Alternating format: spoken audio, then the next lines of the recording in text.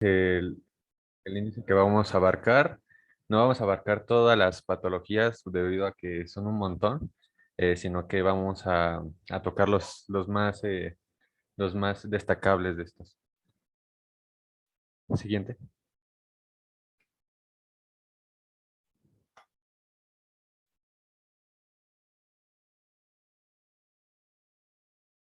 Bueno, comenzando, las arritmias cardíacas van a englobar los trastornos del ritmo del corazón, que a su vez se van a subdividir en dos grandes grupos, que son las taquiarritmias, que son arritmias por un aumento de la actividad eléctrica, y las bradiarritmias, que son causadas por una disminución de la actividad eléctrica.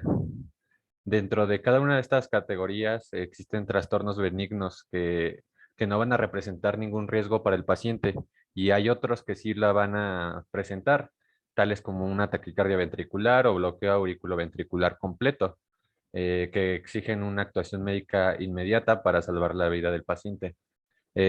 Por esto es importante que identifiquemos los trastornos en los que la actuación médica sea necesaria y podamos tratar a tiempo a los pacientes que tengan un mal pronóstico. Siguiente, por favor. Bueno, vamos a iniciar primero con las bradiarritmias, con la bradicardia sinusal. La bradicardia sinusal se va a definir como la disminución de la frecuencia cardíaca por debajo de los 60 latidos por minuto en presencia del ritmo sinusal. La fisiopatología de esta va a ser que los impulsos se van a originar en el nodo sinauricular con una frecuencia lenta. Esta puede ser de origen fisiológico e igualmente puede ser un signo físico, como puede ser en el caso de una taquicardia sinusal. Las causas que provoca la bradicardia sinusal puede ser normal para las personas que presentan condiciones adecuadas. También puede presentarse en episodio vasovagal, como pueden ser en los vómitos, con la maniobra de Valsalva, estímulos rectales, la precisión involuntaria sobre el seno carotidio. También con los síndromes coronarios agudos que van a afectar a la circulación del nodo sinauricular, especialmente bueno, de la arteria coronaria derecha y en la mayoría de los casos infartos agudos de miocardio inferiores. E igualmente, hay efectos farmacológicos que pueden provocarlo, por ejemplo, los betabloqueadores o calcio antagonistas, la digoxina y la Oye, quidinina. ya llegó el doc. A ver, espera. Ah, sí. Aguanta, ¿Le sigo? aguanta, aguanta.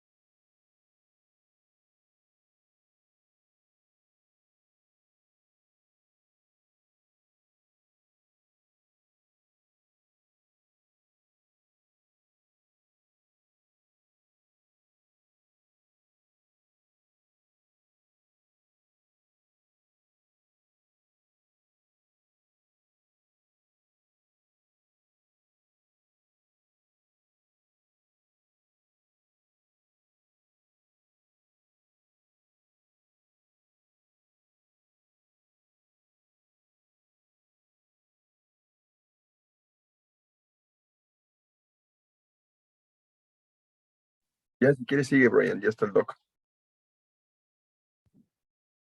Sí. Ah, tenía el micro apagado. Las manifestaciones clínicas, bueno, esta va a ser asintomática en reposo, en presencia de una actividad elevada o de una disfunción del nodo sinusal. Una frecuencia lenta persistente puede producirnos síntomas tales como la fatiga con facilidad, la respiración entrecortada, mareos, aturdimiento, el síncope, hipotensión, la diaforesis, congestión pulmonar y edema pulmonar evidente. Entonces el electro nos va a poder mostrar de forma independiente una desviación, ya sea acusada del segmento ST o de la onda T, o bien arritmias ventriculares. Bueno, veamos qué podemos encontrar en el electro. Siguiente, por favor. Bueno, aquí la frecuencia cardíaca va a ser menor a 60 latidos por minuto. Vamos a ver un patrón sinusal regular con el PR regular de 0.12 a 0.20 segundos. Las ondas P van a estar normales en su tamaño y forma. Todas estas ondas van a ser seguidas de un complejo QRS, asimismo que los complejos QRS son precedidos de una onda P. El complejo QRS va a ser estrecho con menor a 0.12 segundos. Entonces, estas ondas P, lo que vamos a ver en este electro es que las ondas P regulares van seguidas por complejos QRS regulares con una frecuencia menor a 60 latidos por minuto, tal como lo vemos en las imágenes de la derecha. Esto lo podemos diagnosticar con parámetros clínicos de la auscultación y también por métodos electrocardiográficos, tal como es con el electro principalmente, y también con el monitoreo de Holter de las 24 horas. Mientras que el tratamiento de acuerdo, bueno, lo que nos dice la guía de práctica clínica es que el tratamiento farmacológico o con marcapaso no está indicado en pacientes asintomáticos con bradicardia sinusal. En caso de que la bradicardia sinusal sea asintomática, esta debe de ser identificada en su causa y tratar su causa. Los fármacos depresores de la función del nodo sinusal son los que comúnmente se utilizan, por lo que se recomienda ajustar o cambiar algunos por otros. Igualmente que la terapia farmacológica a largo plazo es ineficaz en la bradicardia sinusal crónica, por lo que no se va a recomendar. Bueno, habitualmente la bradicardia no va a necesitar un tratamiento a menos que el gasto cardíaco sea inadecuado o que aparezcan arritmias por la frecuencia lenta. Algunos medicamentos utilizados pues, puede ser la atropina de 0.5 miligramos intravenoso, eh, como dosis inicial que puede repetirse si es necesario, porque esta es efectiva por lo general en poco tiempo. Unas dosis más bajas de la misma, sobre todo por vía subcutánea o intramuscular, puede tener un efecto parasimpático mimético inicial, probablemente mediante una acción central. Si existen episodios sintomáticos recurrentes, puede ser necesario un marcapasos provisional o permanente. Y como regla general, pues ningún fármaco va a aumentar la frecuencia cardíaca de manera fiable y segura durante los periodos prolongados sin efectos colaterales importantes. Siguiente, por favor.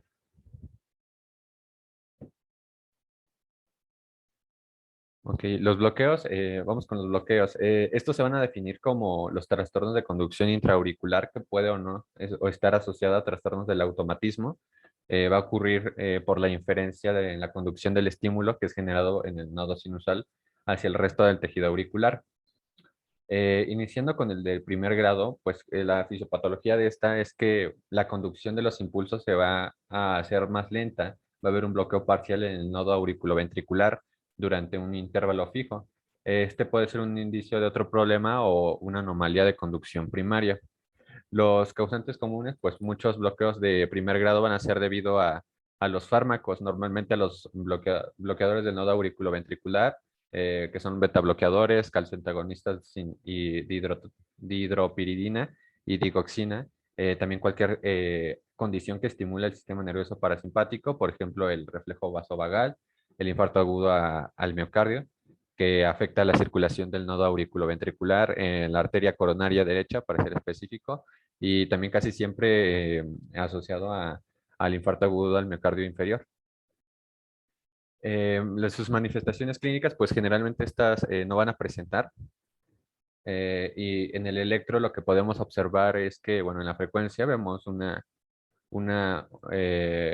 ritmo con bradicardia sinusal y taquicardia sinusal y también como un mecanismo sinusal normal.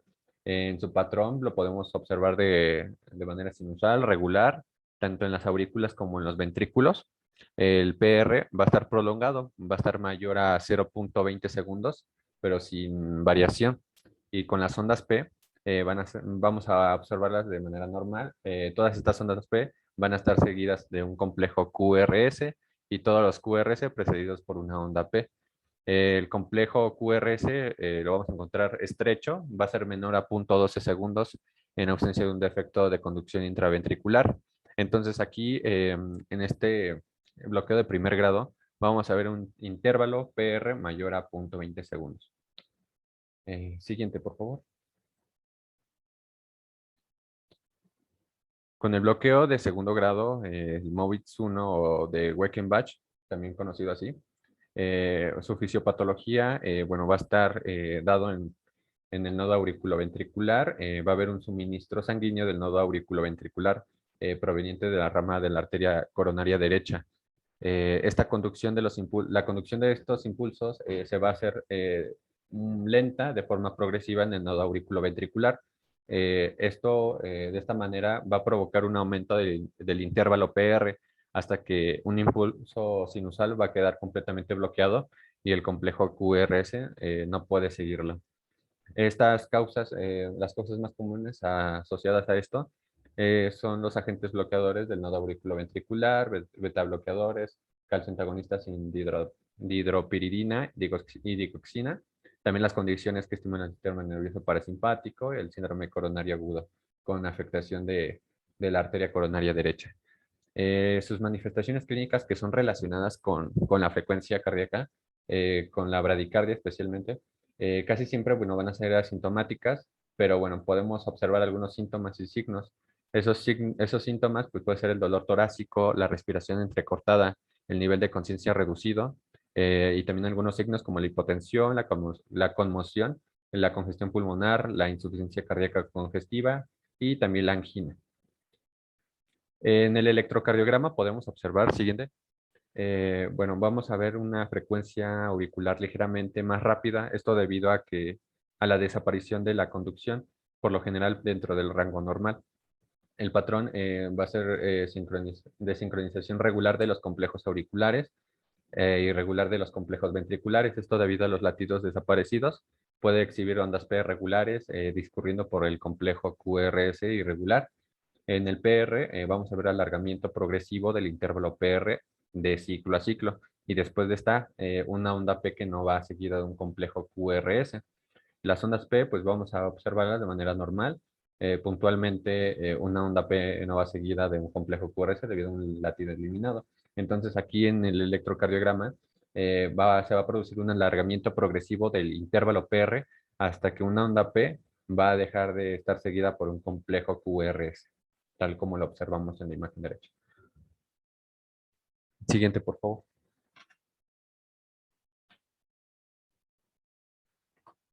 Con el bloqueo auriculoventricular de segundo grado, MOVITS 2, pues su fisiopatología es que, bueno, la zona donde se va a producir, pues, es casi siempre por debajo del nodo auriculoventricular, o sea, va a ser infranodal en la rama de His. Esta conducción de los impulsos a través del nodo es normal, por lo que no se va a producir bloqueo de primer grado, ni tampoco va a haber una prolongación PR previa. Las causas más comunes asociadas a esto son el síndrome coronario agudo con afectación de las ramas de la arteria coronaria izquierda. En cuanto a sus manifestaciones clínicas, son relacionadas eh, con la frecuencia cardíaca y vamos a ver los mismos síntomas que vimos en el anterior. Signos y síntomas, dolor torácico, la respiración entrecortada, el nivel de conciencia reducido, signos de hipotensión, conmoción, congestión pulmonar, la insuficiencia cardíaca y infarto agudo del miocardio. En el electrocardiograma, siguiente, por favor, observaremos una frecuencia auricular generalmente de 60 a 100 latidos por minuto. En cuanto a su frecuencia ventricular, por definición va a ser debido a los impulsos bloqueados, más lenta que la frecuencia auricular. Este patrón va a ser auricular regular, el ventricular va a ser irregular debido a los impulsos bloqueados, y el ventricular es regular si existe un bloqueo 2-1 o 3-1 uniforme. Con el PR vamos a verlo constante y ajustado. No va a haber una prolongación progresiva como ocurre en el bloqueo auriculoventricular de segundo grado de MOVITS 1, que es una característica distintiva. La onda P va a ser pues típicas en tamaño y forma, va a ser normal, pero también, bueno, algunas ondas P no se conducirán y por consiguiente no irán seguidas de un complejo QRS.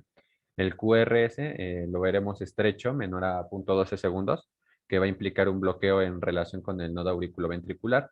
Si lo llegamos a ver ancho, mayor a 0.12, va a implicar un bloqueo bajo en relación del nodo auriculoventricular. Entonces, bueno, siguiente, por favor. Para el bloqueo de tercer grado, la disociación de auriculoventricular es la clase definitoria.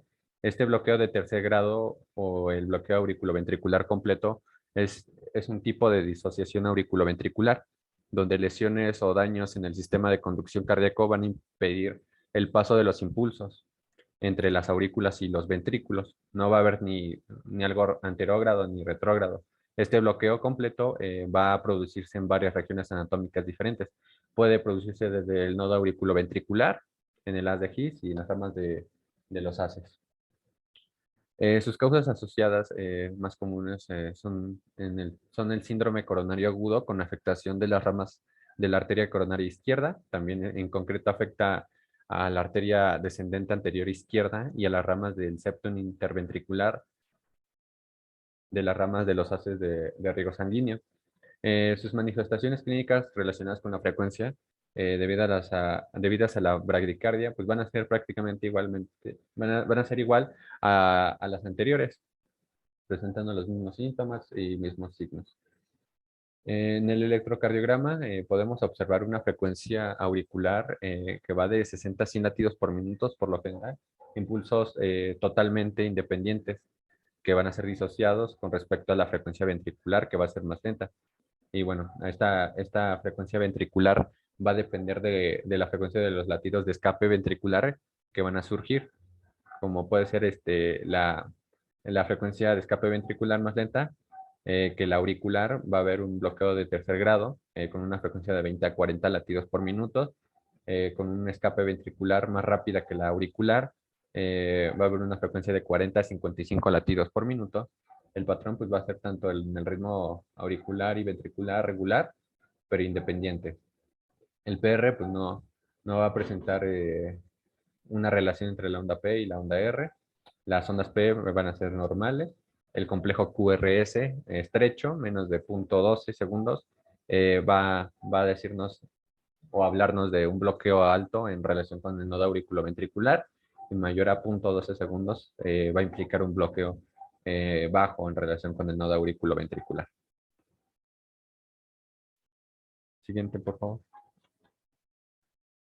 El diagnóstico para todos los bloqueos es el electrocardiograma, que es una herramienta importante para el diagnóstico, pero solo el bloqueo auriculoventricular de segundo grado, MOVITS 2, es perfectamente diferenciable por este método, documentado con una relación matemática entre los ciclos cortos y los ciclos más largos.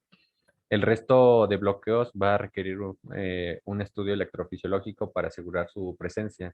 Este estudio fisiológico va a permitir diagnosticar a todos los tipos de bloqueo auriculoventricular existentes, pero al ser invasivo se va a limitar su uso a los pacientes con duda diagnóstica y también con síntomas importantes. Con el tratamiento, pues el tratamiento nos va a decir que, bueno, de acuerdo a la guía de práctica clínica, dice que los de primer grado habitualmente no van a requerir ningún tratamiento. Los de segundo grado, MOVITS 1, también va a ser asintomático frecuentemente, por lo que tampoco no va a requerir ningún tratamiento. El MOVITS 2, sintomático, y el de tercer grado, va a requerir un implante de marcapaso definitivo para su tratamiento. Y bueno, vemos un tratamiento farmacológico que se puede emplear en casos de bloqueo agudo, que es la atropina, en una dosis de 0.5 a 2 miligramos intravenosa, que es útil si el bloqueo es supraiciano. En caso de que sea infraiciano, se debe utilizar el isoproterenol en dosis de 1 a 4 miligramos por minuto intravenoso, que va a acostumbrar a aumentar el ritmo de los marcapasos que se van a utilizar, como puede ser los marcapasos temporales. Estos van a ser indicados para estabilizar al paciente y también para valorar posteriormente la necesidad de implantar uno permanente. Con los permanentes de este tipo, pues va a indicarse cuando el bloqueo no va, no va a tener causas reversibles o ya sea autolimitadas. Siguiente.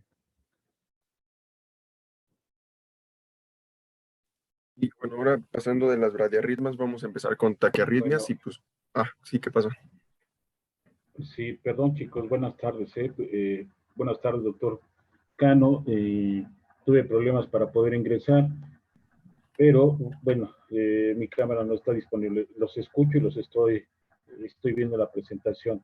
Antes de pasar a lo que serían las taquiarritmias, tocando el punto de la bradicardia sinusal, que pudiera ser tanto eh, asintomática y sintomática, asociada con los bloqueos auriculoventriculares que acaban de mencionar sus compañeros, preguntarles a ustedes si tienen alguna duda con respecto a identificar este tipo de arritmias, antes de pasar las taquiarritmias.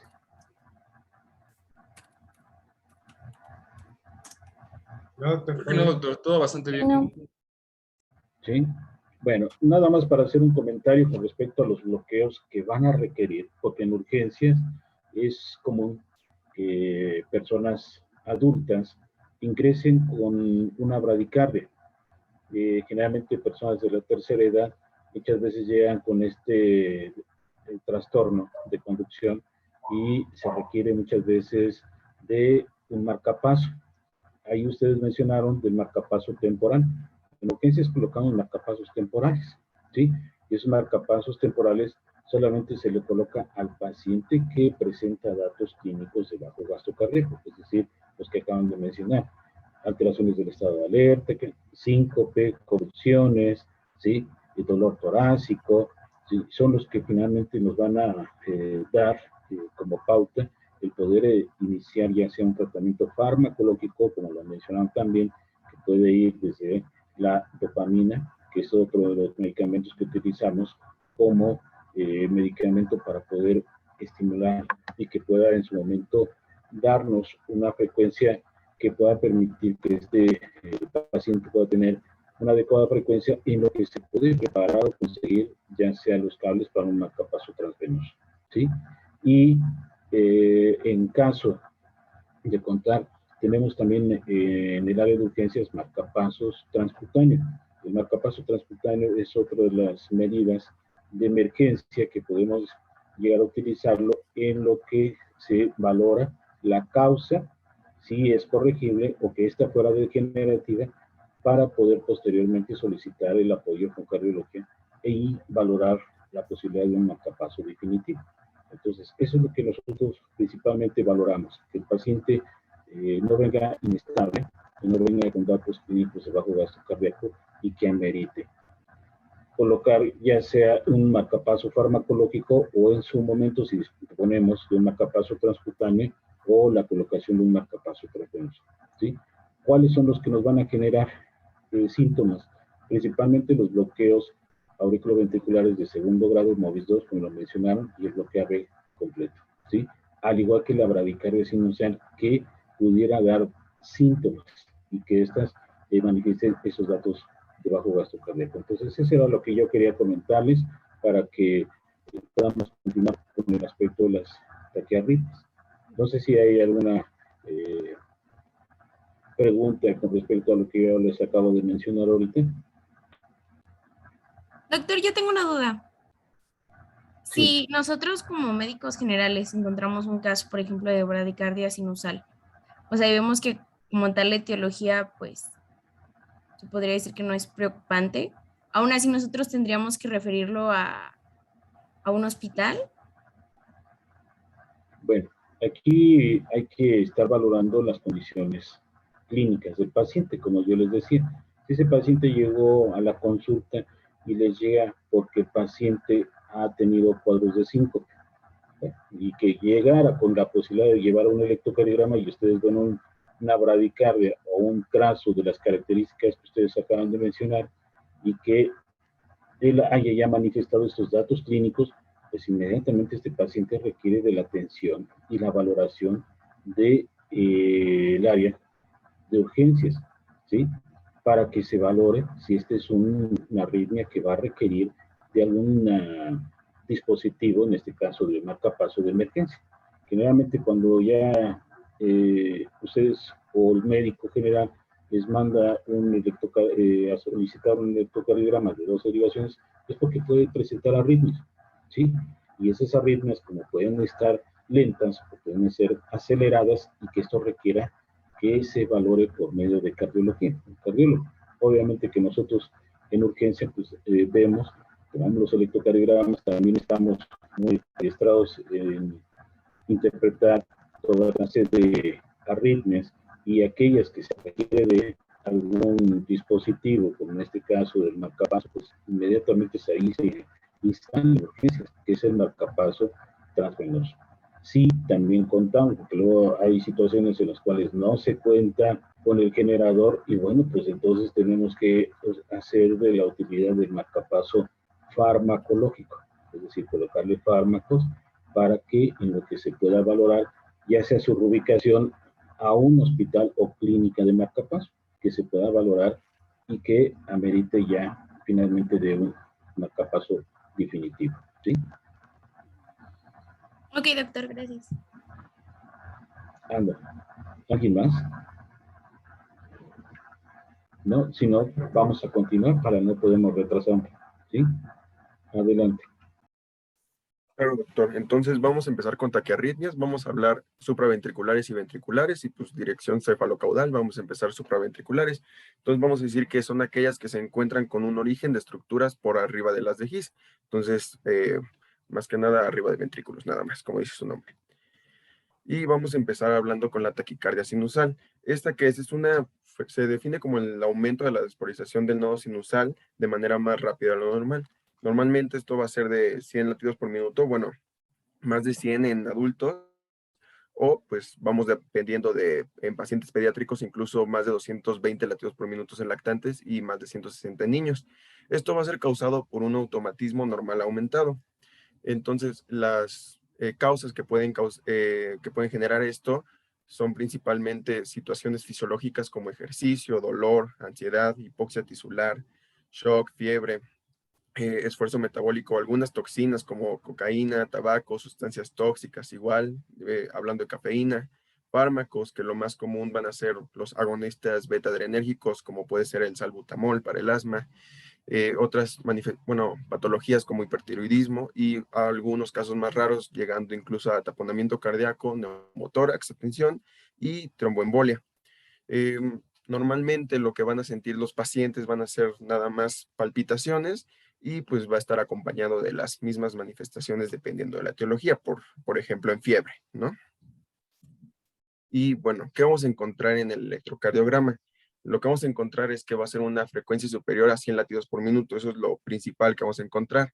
Va a ser un ritmo sinusal, entonces vamos a encontrar un intervalo RR variable con un eje cardíaco normal, ondas P sinusales regulares. El intervalo PR puede estar con duración normal, generalmente, y el complejo QRS hay quien lo maneja normal o incluso lo manejan como QRS angosto, menos de 12 milisegundos. Y bueno, estos son dos ejemplos de cómo se ve el trazo en electrocardiograma. Y bueno, es muy importante que antes de hablar de tratamiento, hacer un diagnóstico diferencial con taquicardia sinusal inapropiada, que este es el incremento en la frecuencia de disparo del nodo sinusal, pero sin una relación con un factor de estrés físico, a diferencia del pasado. Bueno, este factor de estrés puede ser físico, emocional, patológico o farmacológico. Y es como tal una respuesta desproporcionada a estímulos que no deberían de tener pues esta taquicardia. Como tal, no se sabe por qué es causada, pero se han propuesto diferentes mecanismos, como es el incremento de la actividad intrínseca del automatismo sinusal. Recordemos que principalmente las células del marcapaso son las que tienen este automatismo, entonces va a haber una actividad intrínseca, un automatismo alterado, por decirlo así. También va a ser alteraciones en la función autonómica mediada por incremento de actividad, ya sea simpática o una disminución de la actividad parasimpática.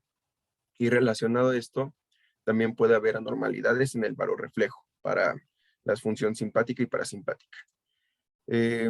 Esta también, bueno, es considerado un diagnóstico de exclusión en la taquicardia sinusal, en donde vamos a encontrar de misma manera una frecuencia superior a 100 latidos por minuto o incremento con mínimo esfuerzo o sin y va a tener todas las características de ritmo sinusal, onda P de ritmo sinusal, y esta se va a ver que no va a ser, no se puede inducir o detener bajo estimulación programada. Normalmente en el electrocardiograma no se va a encontrar pues en el momento de que lo realice, entonces puede pedir un holter, que es el que se aparece en la pantalla, que es un monitoreo holter de 24 horas, en donde nos menciona que en el sueño es donde tuvo una taquicardia sinusal inapropiada, que pues esto no debería de ser. Y claro, como es un diagnóstico de exclusión, primero se tienen que excluir todas las causas secundarias a una taquicardia sinusal normal.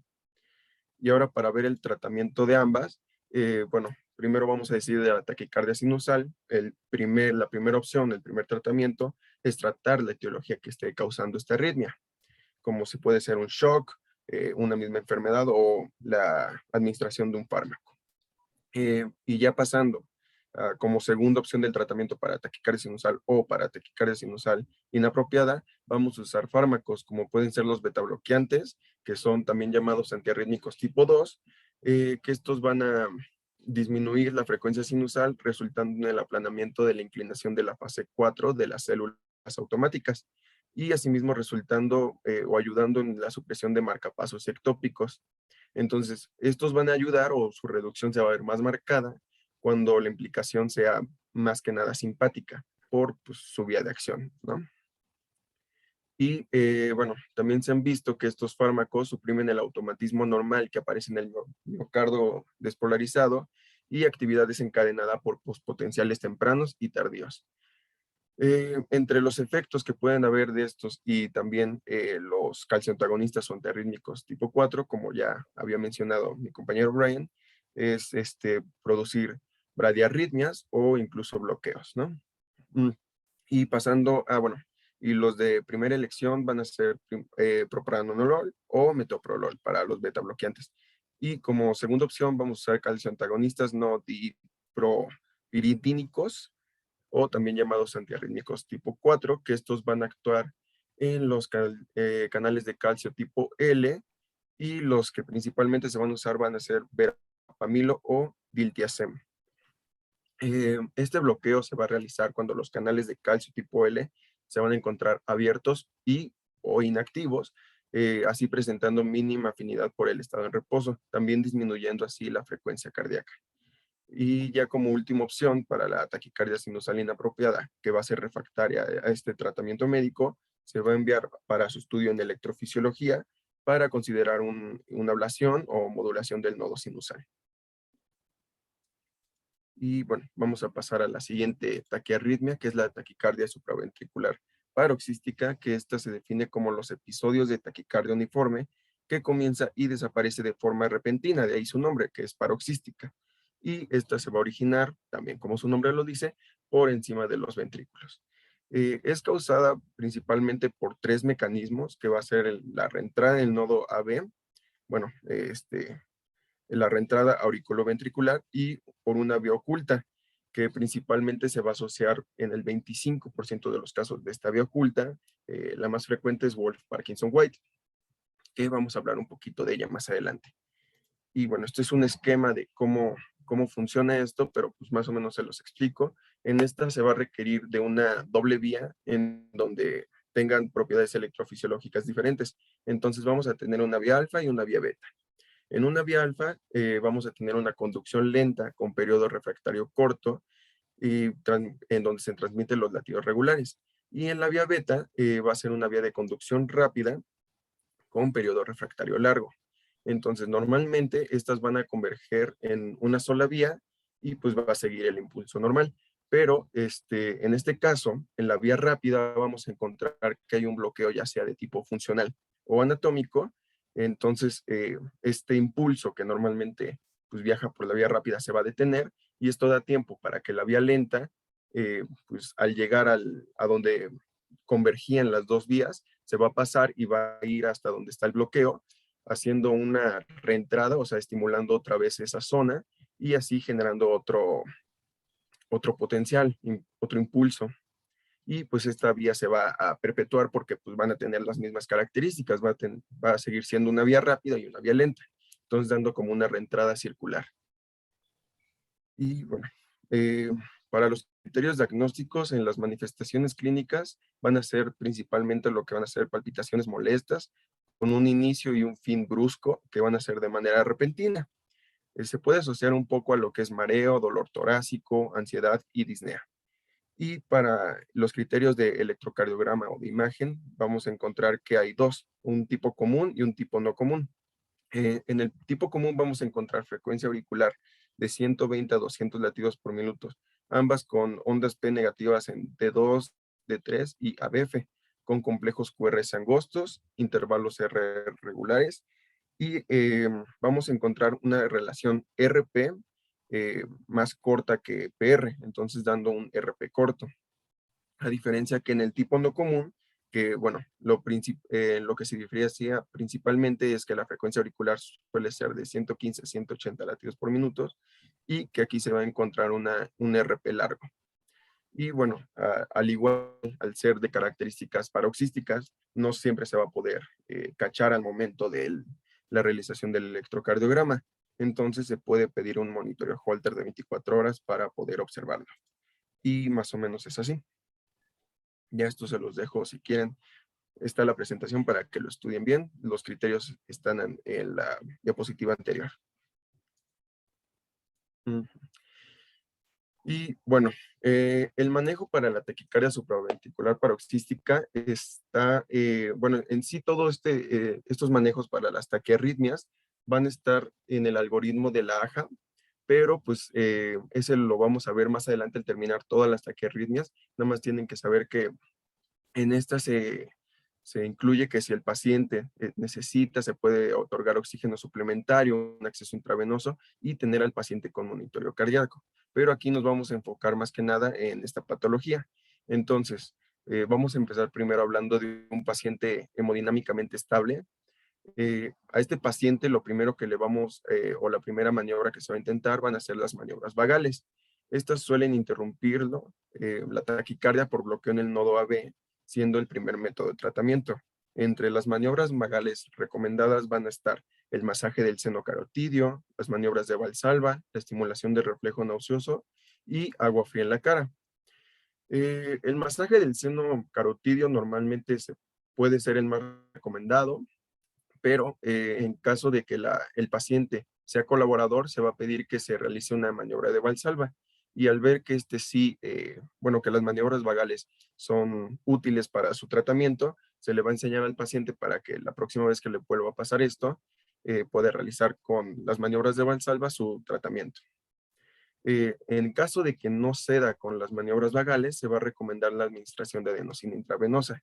Se recomienda en el adulto de 6 a 12 miligramos, perdón, y de forma rápida como inicialmente, excepto en pacientes con asma severa, y después se va a dar una administración a una dosis mayor, vigilando lo que es principalmente la tensión arterial.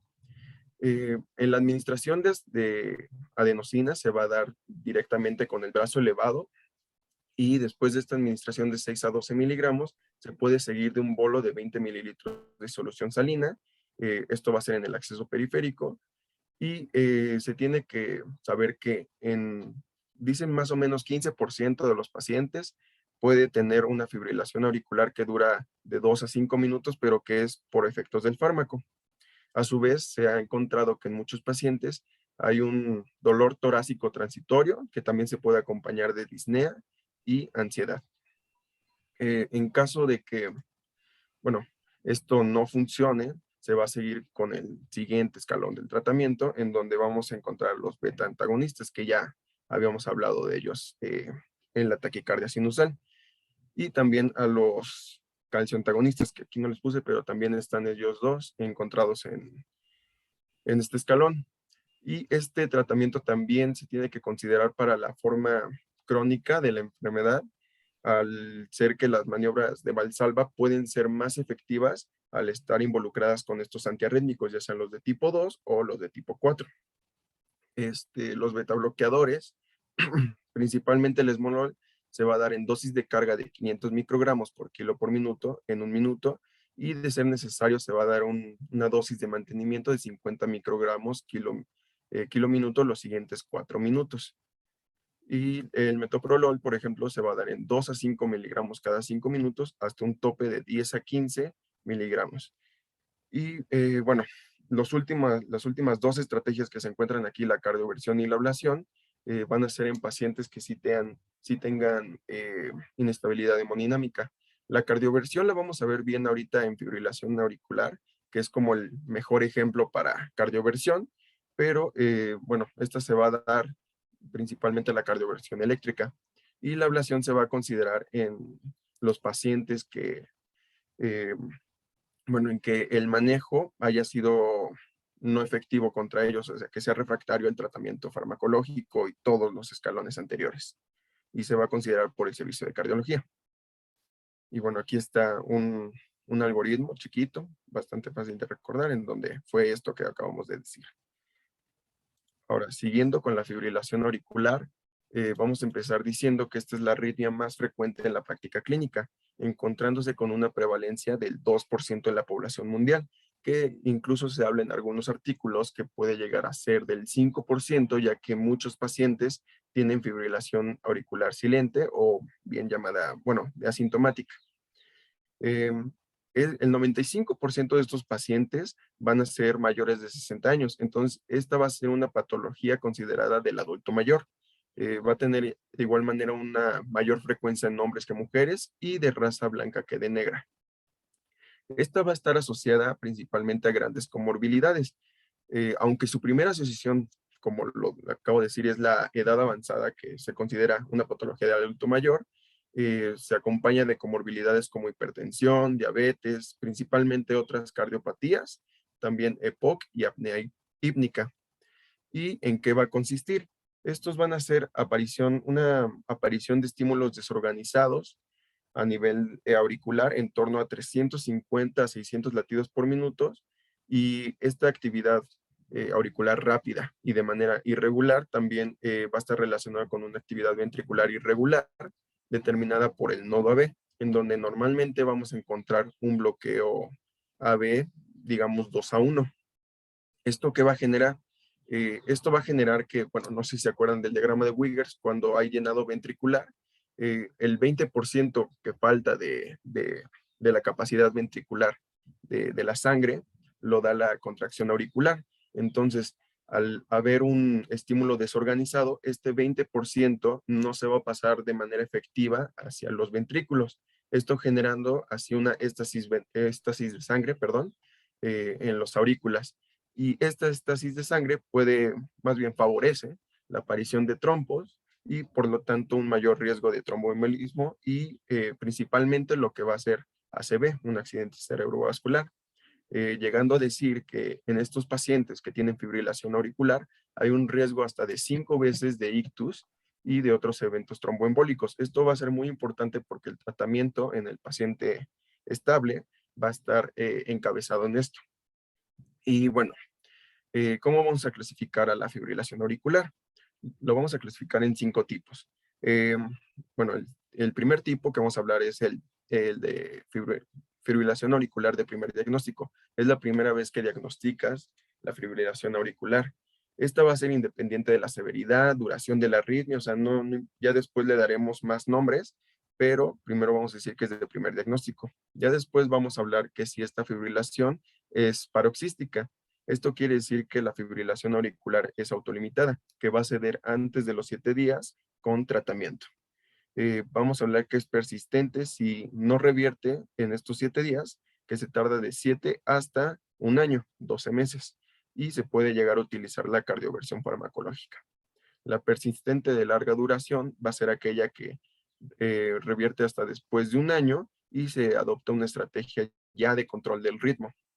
Y la permanente va a ser aquella fibrilación auricular que no es refractaria a estrategias de cardioversión y pues ya se va a adoptar, no hay un control de ritmo, ya no se puede controlar ni siquiera eso.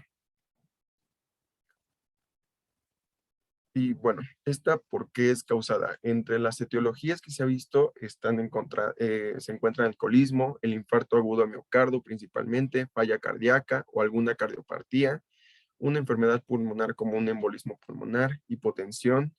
También se ha visto muy relacionada principalmente a lo que es cirugía cardíaca, la de la válvula mitral, ya que esta va a perpetuar el mecanismo de la fibrilación auricular, y también un trauma cardíaco o de tipo craneal.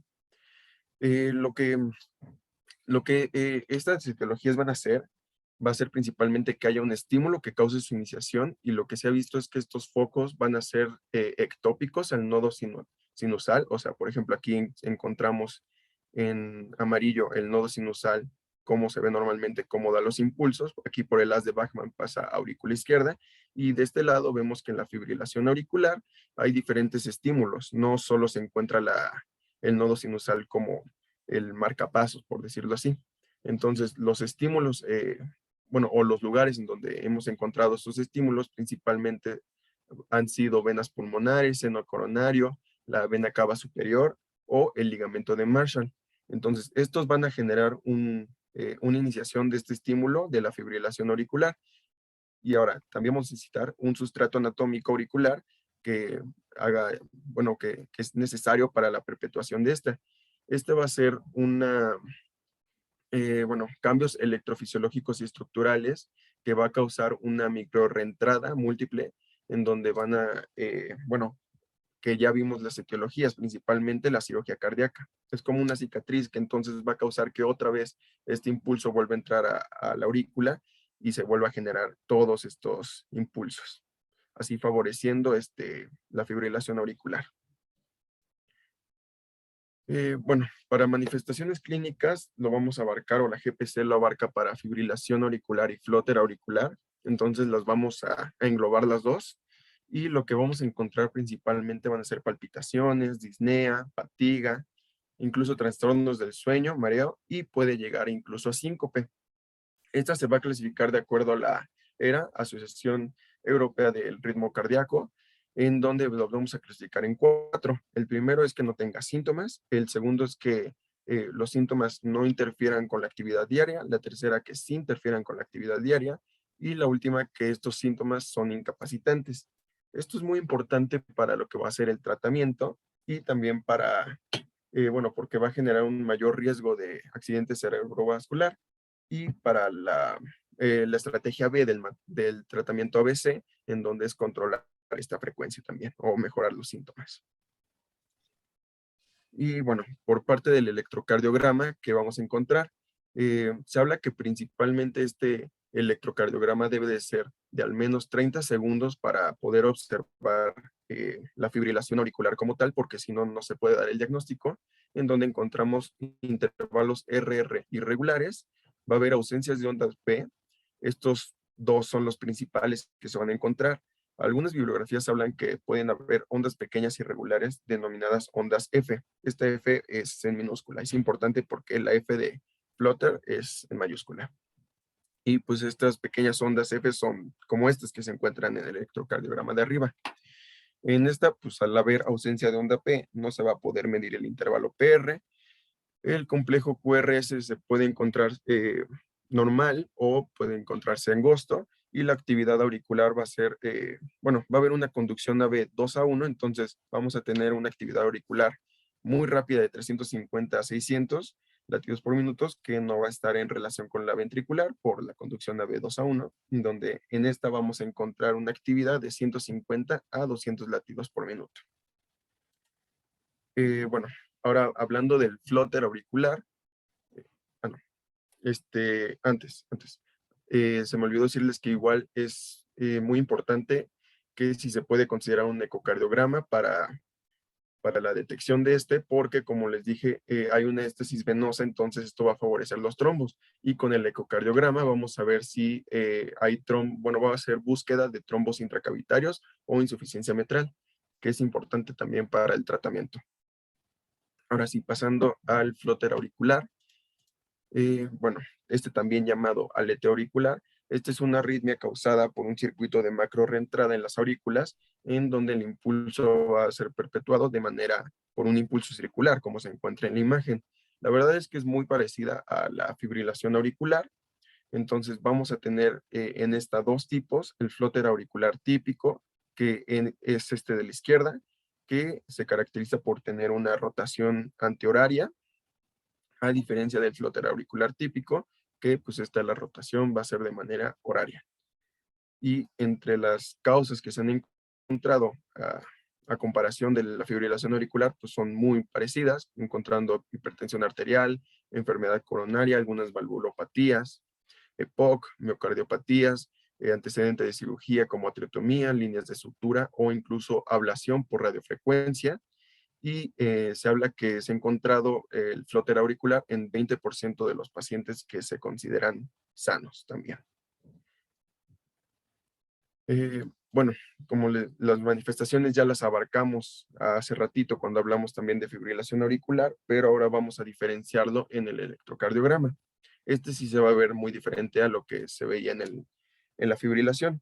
En esta vamos a encontrar también latidos pues aumentados auriculares de 250 a 300 latidos por minuto y 75 a 150 latidos por minuto de los latidos ventriculares. Igualmente va a haber una conducción AB 2:1.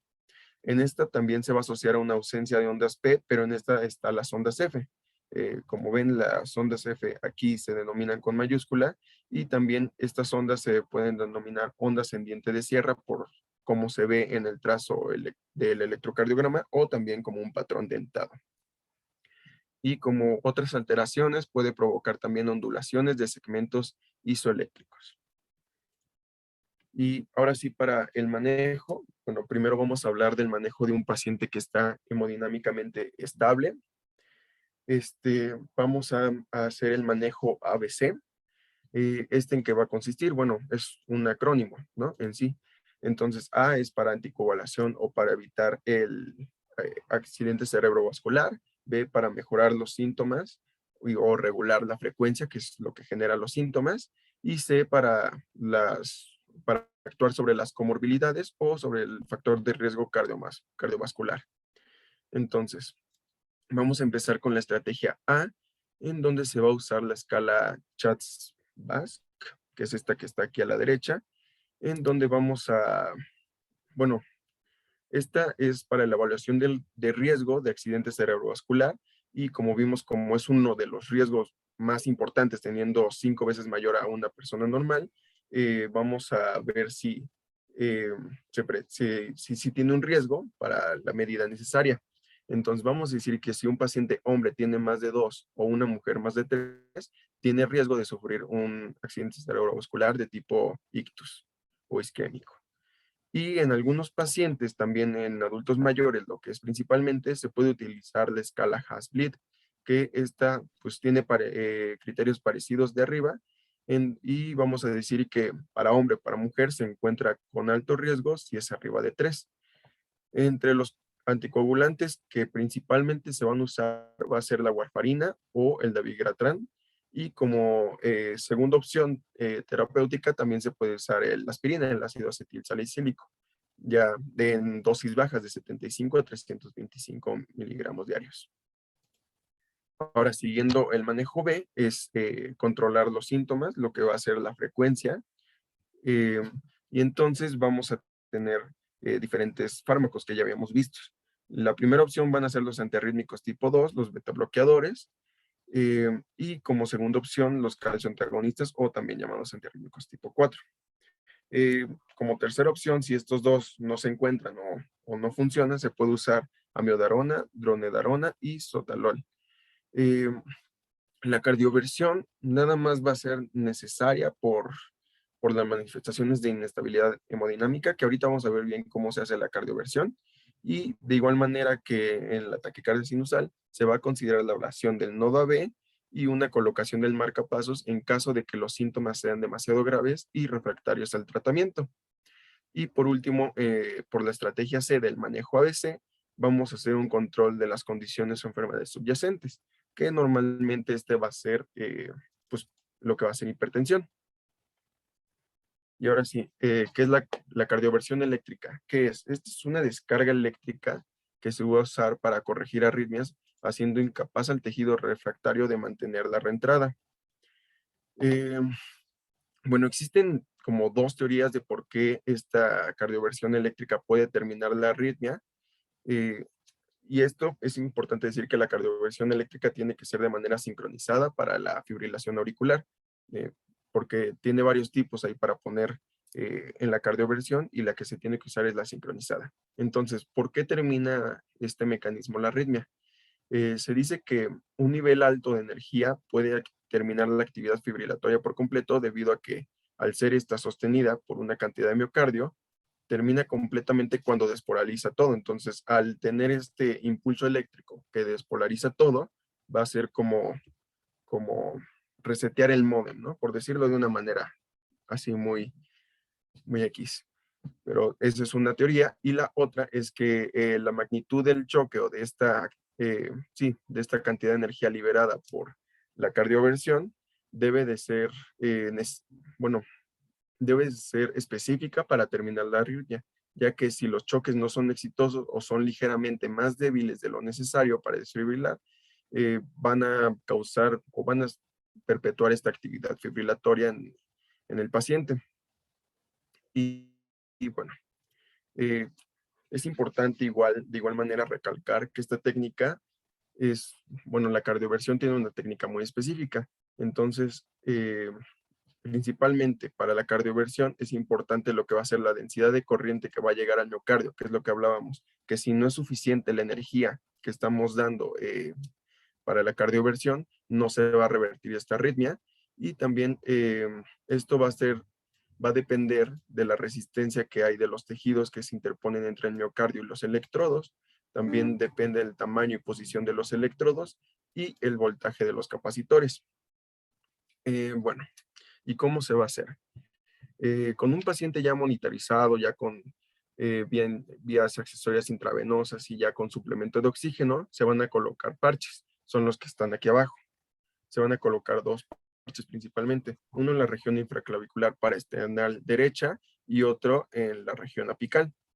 Es importante la colocación de estos parches porque se habla que de colocarlos bien hay un 87% de probabilidad de que la cardioversión sea efectiva, a diferencia de si los colocas más de un 70 a un 60%. Y se tiene que recordar que en la cardioversión eléctrica también hay uso de gel para disminuir así la impedancia o resistencia que tienen los tejidos. Asimismo, hablábamos que el tamaño y posición de electrodos y de las palas son importantes para la conducción de la cardioversión. Hay un tamaño óptimo que se habla que es de 8 a 12 centímetros, ya que si son muy pequeñas pueden lesionar por la alta cantidad de energía liberada y tan pequeña, tan pequeña longitud o superficie en donde se libera, pueden lesionar el miocardio, o si es muy grande, las palas no pueden ni siquiera llegar al miocardio, ¿no? Y bueno, a este paciente ya, bueno, se tiene que recordar que se administra oxígeno y también un fentanilo, por ejemplo, o propofol, perdón, como analgesia, porque pues la cardioversión sí duele bastante, y se va a preparar el desfibrilador, asegurando que funcione correctamente y que esté en modo sincronizado. Normalmente el voltaje de capacitores de cardioversión eléctrica sincronizada puede ser de dos tipos, bifásica o monofásica. Entonces, en la monofásica se va a requerir más porque pues la conducción, bueno, sí, esta conducción eléctrica que va a dar la cardioversión, nada más va a ser en un sentido y la bifásica pues va a ser en dos. Entonces, en la bifásica se recomienda empezar con 120 joules y en la monofásica con 200 joules. Y después de esta cardioversión se tiene que recordar, revisar al paciente incluyendo su ABCD, entonces viendo la vía aérea, la respiración, circulación y la acción de los fármacos, ¿no?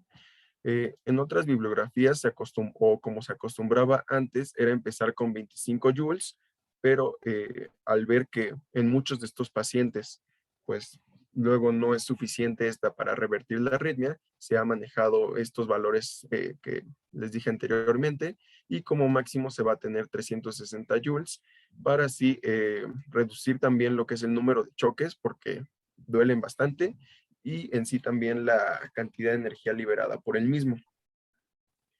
Y como complicaciones de esta cardioversión eléctrica puede estar la embolia, la lesión miocárdica, llegando a bradicardia, taquicardia ventricular y fibrilación ventricular, y también lesiones dérmicas que en general pueden llegar a ser quemaduras de primer grado. Como una de sus complicaciones es la embolia, por eso es muy importante antes realizar un ecocardiograma para para buscar presencia de trombos intracavitarios, porque pues si realizas una cardioversión para tratar al paciente de fibrilación auricular, pero le generas una embolia, te metes como en más problemas con un accidente cerebrovascular de lo que ya tenías. Y bueno, como última taquiarritmia supraventricular, vamos a hablar del síndrome de Wolff-Parkinson-White, que este es un síndrome de preexcitación por reentrada y también es una anomalía congénita, en donde se va a ver la presencia de un haz anómalo, también llamado haz de Kent, que este va a ser un haz aurículo-ventricular que va a pasar por el anillo fibroso y es capaz de preexcitar el miocardio ventricular. Este tiene una prevalencia de 0.1 a 3 por cada 1000 electrocardiogramas hechos. ¿Y por qué digo 1000 electrocardiogramas hechos en vez de personas, por ejemplo? Es que normalmente esta va a ser asintomática. Entonces, el 70% de los casos diagnosticados de Wolff-Parkinson-White es a los 50 años y es una anomalía congénita, entonces no es algo que apareció ahí de nuevo, ¿no? Y normalmente es encontrado porque se realiza un electrocardiograma por otra causa, teniendo así gran relación con otras taquiarritmias. Esta anomalía congénita va a estar muy relacionada a lo que es anomalía de Epstein, implantación baja de válvula tricúspide y transposición de grandes vasos. Entonces, ¿cómo va a funcionar? Este haz anómalo, que es el que está aquí, el haz de Kent, va a conectar lo que es el tejido auricular con el tejido ventricular. ¿Y por qué va a ser capaz de preexcitar el miocardio ventricular? Porque como vimos ayer y como ya recordamos de nuestras clases de cardio, el nodo B tiene un retraso fisiológico, que es la interpretación en el electro como el intervalo PR. Entonces, este retraso pues lo realiza para que la contracción, bueno, que haya un correcto ritmo cardíaco, ¿no?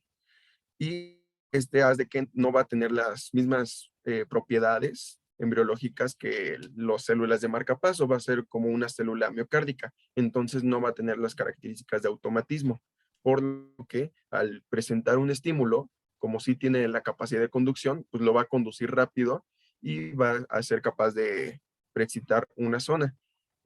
Esto principalmente se va a ver en el electrocardiograma como bueno, como el empastamiento de la onda QRS, del complejo QRS, y va a depender las de Kent de dónde esté localizado, si lo vamos a encontrar en derivaciones derechas o en derivaciones izquierdas.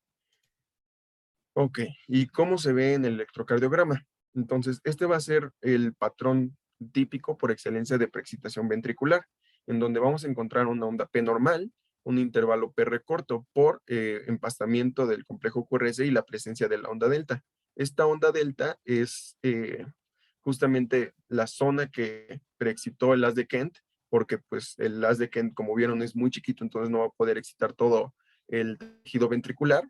Ya eso se va a encargar el nodo AB y bueno, y todo el sistema de conducción por el haz de His, pero pues aquí principalmente se ve una onda delta que es así, está chiquita, y ya después se ve el complejo QRS que se va a denominar ancho, bueno, o empastado. Y también pueden existir algunos cambios en la repolarización ventricular, principalmente cambios en la onda T. Para el tratamiento médico van a ser principalmente los antiarrítmicos de clase 1 y los betabloqueadores o inhibidores de calcio. Pero pues nada más va a controlar como tal la taquicardia. Como tal, para terminar este síndrome de Wolff-Parkinson-White, al ser una zona que conduce, va a ser removiéndolo. Entonces va a ser un tratamiento definitivo o quirúrgico que va a ser por ablación por radiofrecuencia de este haz anómalo. Y bueno, pasamos a la siguiente, que van a ser las taquicardias ventriculares. Bueno, ahora vamos a continuar con las arritmias ventriculares. Estas las podemos definir como aquellas arritmias que se van a originar en el miocardio ventricular o en el sistema de conducción de His, porque estas arritmias incluyen lo que son los latidos ventriculares prematuros, taquicardias y fibrilaciones ventriculares. Estas dos últimas las vamos a ver más adelante.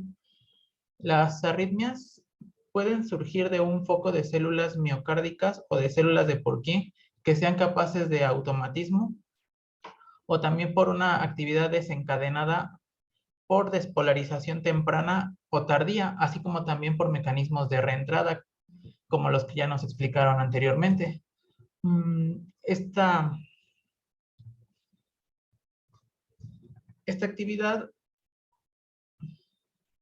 en algunos casos, como en el infarto agudo del miocardio, así como la isquemia transitoria, va a producir un aumento de la concentración de potasio extracelular, lo que va a provocar una despolarización parcial en el potencial de membrana en reposo. Esto va a crear corrientes entre el tejido infartado y el miocardio sano, las cuales pueden desencadenar una actividad espontánea. En el caso de que la activación sea a través del miocardio, la activación va a ser más lenta y en esta podemos identificar complejos QRS anchos que sean mayores a 0.12 segundos o 120 milisegundos. La siguiente, por favor.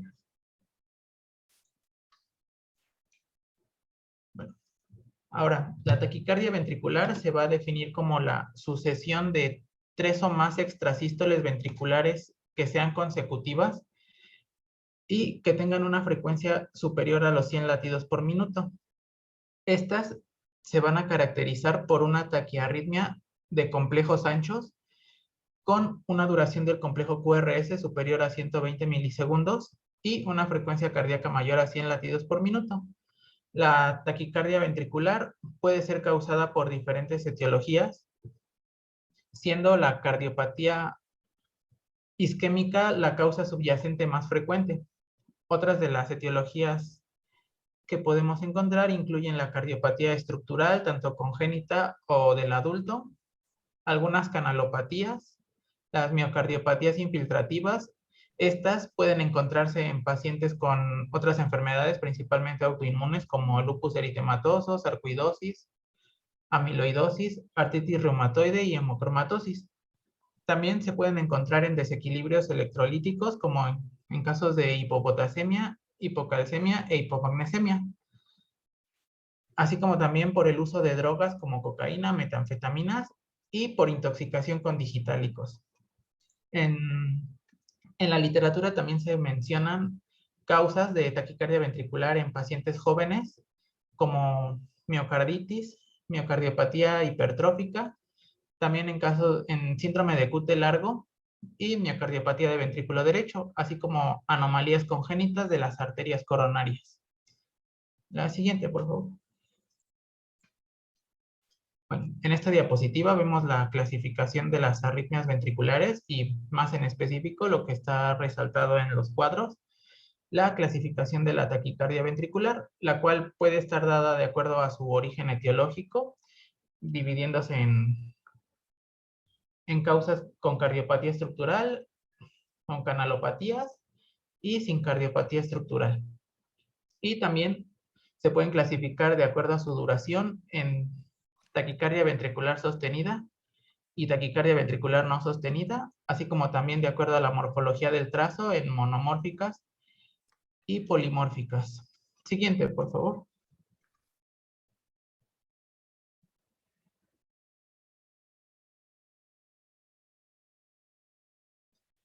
En esta imagen podemos observar un ejemplo de los trazos de las diferentes taquicardias con base en su duración y su morfología.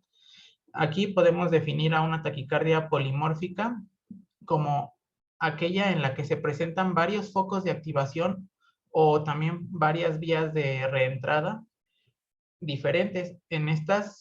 Y este trazo se va a caracterizar por presentar complejos QRS que sean de diferentes morfologías. Las monomórficas se van a generar a partir de un solo foco de activación o un punto de reentrada, y en este caso van a generarse complejos QRS regulares y con un aspecto similar entre ellos. Las taquicardias sostenidas, estas son en base a su duración y son aquellas en las que en el trazo podemos observar una duración mayor o igual a 30 segundos o pueden finalizar antes en caso de que el paciente presente un colapso hemodinámico. Y las no sostenidas son aquellas con una duración menor a 30 segundos. La siguiente, por favor. Ahora, en esta diapositiva vemos los ejemplos de los diferentes trazos de las taquicardias ventriculares En la imagen superior izquierda vamos a ver una taquicardia ventricular monomórfica sostenida, en donde podemos observar a lo largo del trazo cómo se mantiene la misma morfología de las ondas. Y bueno, estas no son interrumpidas en el tiempo que dura el trazo. La segunda imagen superior, observamos la taquicardia monomórfica no sostenida. Aquí, al igual que la anterior, podemos observar los complejos que tienen la misma morfología, pero sin embargo, esta taquicardia o estas morfologías similares se ven interrumpidas por un periodo de ritmo basal. Ya ahora en las imágenes inferiores encontramos taquicardias polimórficas, en donde podemos observar cómo cada una de las ondas es diferente entre sí. Del lado izquierdo podemos observar una polimórfica sostenida, quiere decir que dura pues todo lo que dure el trazo, y del lado derecho ahí es una polimórfica no sostenida. Ahí hubo un error en la imagen, una disculpa. Siguiente, por favor.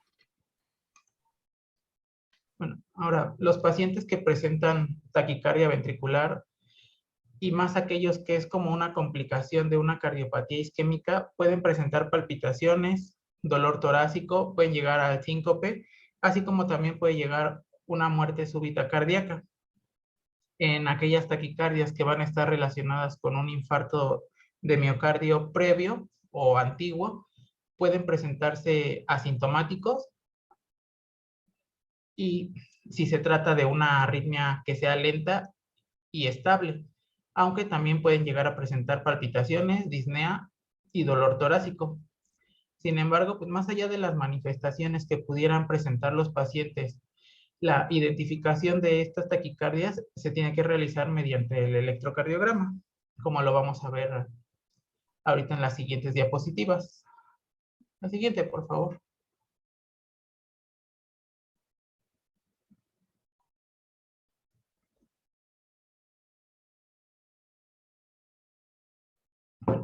Para la identificación de estas taquicardias se deben tomar en cuenta ciertos criterios que deben cumplir los trazos para su correcta identificación, y así como también poder hacer el diagnóstico diferencial de otras taquicardias de complejos anchos.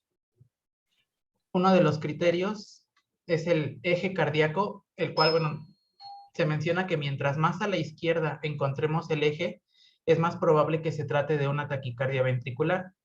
Así como también se menciona que un cambio en el eje durante la taquicardia que sea mayor o igual a 40 grados con respecto al eje que se tenga en un ritmo basal es sugestivo también de taquicardia ventricular. Otro de los criterios es la duración del complejo QRS. Mientras más ancho sea, es más probable que se trate de una taquicardia ventricular. También, durante los trazos podemos observar un patrón concordante, el cual lo vamos a identificar mediante complejos QRS que sean de predominio ya sea positivos o negativos en las derivaciones precordiales. Como el ejemplo que tenemos en la primera imagen, ambas imágenes son de trazos de las derivaciones precordiales, y en el primer trazo podemos observar complejos con predominio negativo, y en la segunda, predominio positivo. Ahora, también durante el trazo se puede observar una disociación auriculoventricular, la cual la podemos definir como la activación auricular y ventricular que sea de forma independiente, y se puede identificar mediante ondas P que no tengan una relación con los complejos QRS. Ya vimos anteriormente que en los bloqueos hay ondas P que no conducen y por lo tanto no preceden a un complejo QRS. En estos casos podemos encontrar complejos QRS que no van a estar precedidos de ondas P, o encontrar las ondas P posteriores a un QRS y seguidas ya de su propio QRS. En términos generales, podríamos decir que vamos a encontrar más complejos QRS que ondas P. Y bueno, en la segunda imagen vemos un trazo donde se muestra la disociación auriculoventricular, y en esta observamos indicadas por las flechas, las ondas P, y estas podemos observar que no tienen una relación pues normal con los complejos QRS. También podemos encontrar trazos con latidos de captura y latidos de fusión. Los latidos de captura pues, son aquellos en los que vamos a encontrar un complejo QRS que va a tener una morfología similar a un QRS basal, es decir, sin taquicardia.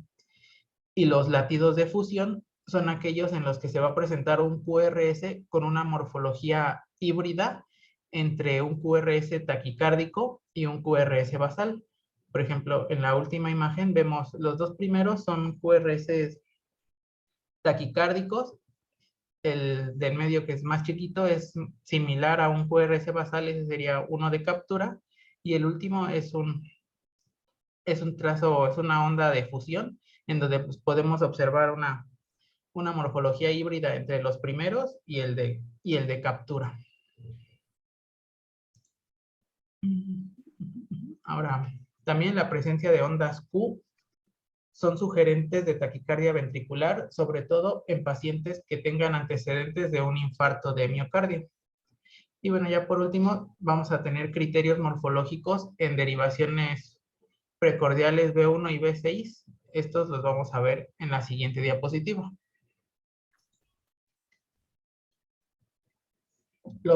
Estos criterios morfológicos de B1 y B6 son los que podemos observar en la imagen de la izquierda. En esta imagen observamos morfología del complejo QRS para poder identificarlas como taquicardias que puedan presentar un patrón similar a bloqueos de rama, tanto de rama derecha de las como bloqueos de rama izquierda. Lo primero que se tiene que buscar en el trazo pues son los criterios que ya mencionamos anteriormente: la disociación auriculoventricular, latidos de captura y de fusión, la concordancia. Y bueno, para taquicardias que presenten una morfología similar a un bloqueo de rama derecha, vamos a identificar QRS que sean mayores a 140 milisegundos. Vamos a encontrar un eje desviado a la izquierda. Vamos a encontrar complejos QRS en B1 con diferentes morfologías, ya sea QR, solamente R, o RS, R'. Esta última es llamada también como orejas de conejo. En la derivación B6 vamos a encontrar una relación entre RS o QS que sea menor a 1. Y para aquellas que tengan una morfología similar a bloqueo de rama izquierda, observamos QRS mayores a 160 milisegundos, eje con desviación a la derecha. En B1 vamos a tener la R inicial de más de 30 milisegundos. Podemos encontrar también una melladura o un corte en el brazo descendente de la onda S, como lo vemos en la imagen, señalado por la letra B y la flecha. Y bueno, una duración mayor a 70 milisegundos desde el inicio del QRS hasta el punto más bajo de S. Esto en la imagen está señalado con la letra C. Y ya en B6, cualquier presencia de onda Q sería indicativo también de una taquicardia. Ya, otros de los criterios que se pueden utilizar es el que vemos en la imagen de la derecha. En esta observamos un algoritmo con los criterios de Brugada para la identificación de taquicardia ventricular. Estos criterios nos mencionan que si hay ausencia de un complejo RS en todas las precordiales, se trata de una taquicardia ventricular. Si no, tenemos que identificar si hay un intervalo RS mayor a 100 milisegundos en las precordiales. Si lo hay, se trata de taquicardia ventricular. Si no, se tiene que identificar si hay más complejos QRS que ondas P, esto debido a la disociación auriculoventricular. En caso de que se encuentren, se está hablando de una taquicardia ventricular. Si no, se tiene que identificar los criterios morfológicos de B1 y B6 que vimos en la otra imagen. Y en este caso, si están presentes, se trata de taquicardia ventricular. Si no están presentes, puede tratarse de alguna otra taquicardia, por ejemplo, una taquicardia supraventricular de conducción aberrante. La siguiente, por favor. Ahora, en esta imagen podemos observar un ejemplo de taquicardia de complejos anchos. Este trazo es de 130 latidos por minuto. En este caso podemos observar que hay una disociación auriculoventricular. En la parte del trazo inferior, las flechas nos indican las ondas P y como podemos observar, no todos los complejos QRS son precedidos de una onda P. El trazo también maneja una configuración morfológica de tipo bloqueo de rama derecha, en donde vamos a encontrar un complejo QRS mayor a 140 milisegundos. Las derivaciones precordiales, vemos un complejo RS con un intervalo que va de R al valor más bajo de S mayor a 100 milisegundos. Y bueno, y en esta imagen también nos ponen otro criterio que es un cociente de activación velocidad ventricular menor a 1 en ABR. Este cociente de activación y velocidad ventricular menor a 1 quiere decir que la velocidad ventricular es mayor a la activación auricular, por lo tanto, pues se va a reflejar con la presencia de algunas extrasístoles. Y bueno, con estos criterios podemos decir que este trazo se trata de una taquicardia ventricular. Siguiente, por favor.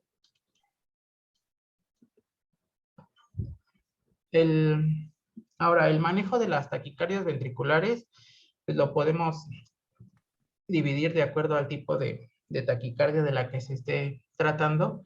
En caso de taquicardias ventriculares como un episodio agudo, el manejo consiste en la administración de antiarrítmicos endovenosos como la procainamida, amiodarona y lidocaína. Así como también se puede utilizar la cardioversión eléctrica, que es la que ya nos explicó compañero Santiago en las diapositivas anteriores. En caso de taquicardias no sostenidas que no presenten comorbilidades, pero que sean sintomáticas, el tratamiento será con beta bloqueadores o con bloqueadores de canales de calcio, como verapamil o diltiazem. Sin embargo, estos medicamentos están contraindicados en caso de que se presente una cardiopatía estructural o una insuficiencia cardíaca que presente una fracción de eyección reducida. En los pacientes con una taquicardia monomórfica sostenida, pero que sea inestable, se va a tratar de acuerdo a las pautas del ACLS, que es el algoritmo que tenemos a la derecha. Y en pacientes hemodinámicamente estables se maneja con cardioversión farmacológica, utilizando antiarrítmicos como amiodarona o procainamida, y en aquellos hemodinámicamente inestables se necesitaría una cardioversión inmediata mediante una carga bifásica que puede ir entre 100 y 200 joules. Ahora, para la taquicardia ventricular en pacientes con infarto de miocardio, esta debe tratarse con lidocaína. Y bueno, como ya se mencionó anteriormente, el manejo se va a realizar con base a lo que está indicado en las pautas del ACLS, siguiendo el algoritmo que tenemos en la diapositiva, el cual pues va a ser utilizado tanto en las taquicardias ventriculares como en las supraventriculares que nos explicó mi compañero Santiago. Estas pautas nos indican que primero pues se tiene que hacer una evaluación, ver si la frecuencia cardíaca es adecuada para el estado clínico del paciente. En caso de que exista una taquiarritmia, pues la frecuencia cardíaca por lo general va a ser mayor o igual a 150 latidos por minuto. Segundo, pues se tiene que identificar y tratar la causa subyacente. Se deberá mantener la vía aérea permeable y se ayudará en la ventilación según sea necesario. Aquí en este caso, pues se tendría que considerar el uso de oxígeno en caso de que se presente hipoxemia. También, pues tener un monitor para identificar el ritmo, monitorizar presión arterial así como también oximetría.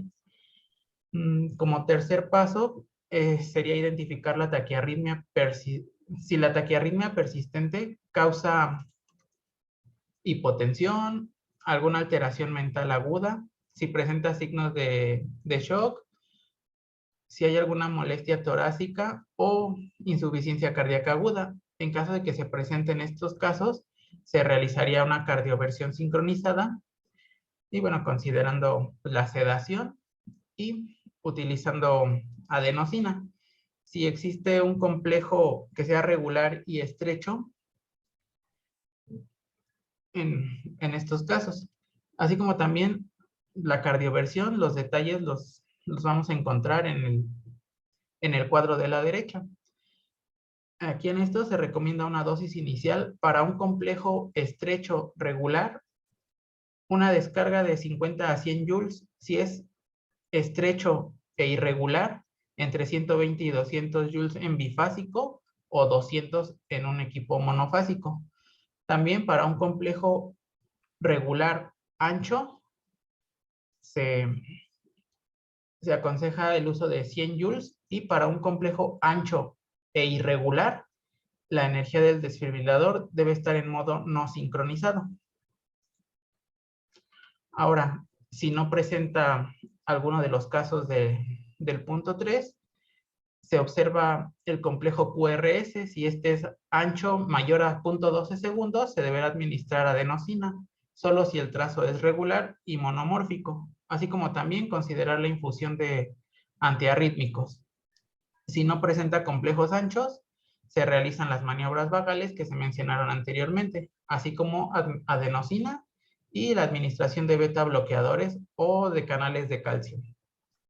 Bueno, ya en el cuadro de la derecha se encuentran las dosis de los fármacos utilizados para que lo revisen ya con calma cuando tengan la presentación. La siguiente, por favor. Ahora vamos a hablar de la fibrilación ventricular. Esta se va a caracterizar por tener un trazo electrocardiográfico con ritmo caótico, con ondas irregulares que van a ser de distinta amplitud. En algunos casos, las contracciones no van a ser efectivas y estas pueden desencadenar un paro cardíaco.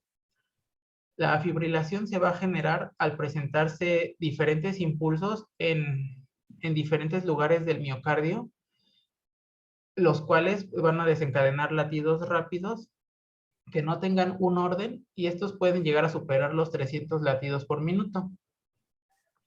En el trazo podemos observar complejos QRS que van a variar de forma, amplitud, duración, así como también presentar un ritmo irregular, haciendo difícil distinguirlos. La fibrilación ventricular está relacionada con enfermedades cardíacas estructurales subyacentes y bueno, de acuerdo con la literatura, entre el 3 al 12% de los casos de infarto de miocardio van a desarrollar fibrilación ventricular.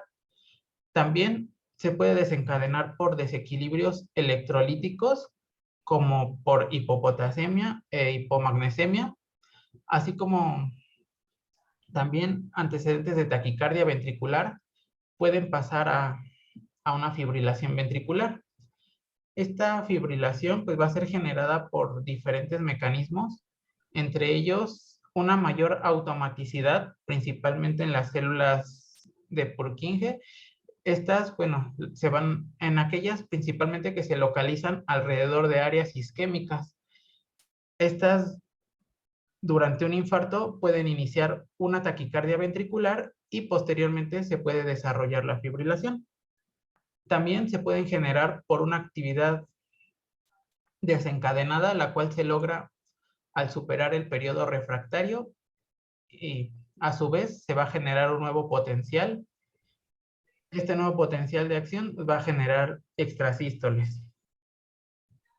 La fibrilación ventricular, al igual que la taquicardia que vimos anteriormente, se pueden manifestar como dolor torácico y disnea, aunque también pueden presentarse náuseas y vómito, y se puede llegar a desarrollar un paro cardíaco súbito. La siguiente, por favor.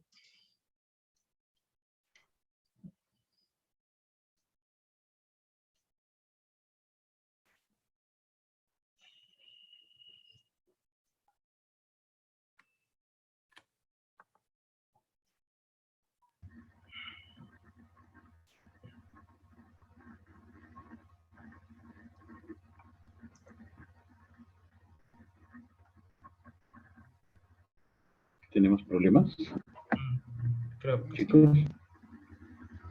Ya. Sí. Listo, ya le cambio. Ahora, en el trazo electrocardiográfico, se van a observar trazos ondulatorios con una amplitud y contornos variables, en el cual pues no se van a distinguir complejos QRS, segmentos ST u ondas T, y en los trazos se puede presentar una frecuencia cardíaca entre 150 y 500 latidos por minuto.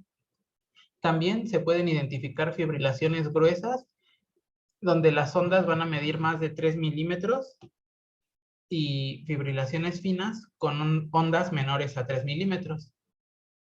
El manejo para la fibrilación ventricular es con base al protocolo ACLS, el cual veremos más adelante.